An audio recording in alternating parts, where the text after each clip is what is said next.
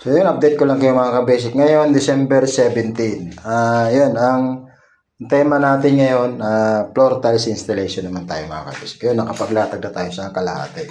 So mapapansin nyo mga ka-basic, pag ako nagtatalsik, so ayan, may tansi tayo sa gitna.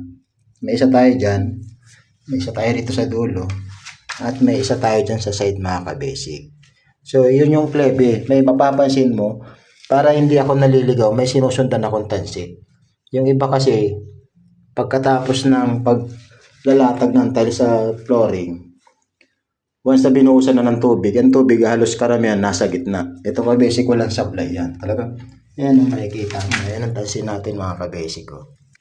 So yun o, hanggang dun. Ayan mga ka-basic ko. So makikita mo talaga yung klebe. Papunta talaga rito sa floor drain. Hindi ba yung klebe nila nasa dulo ng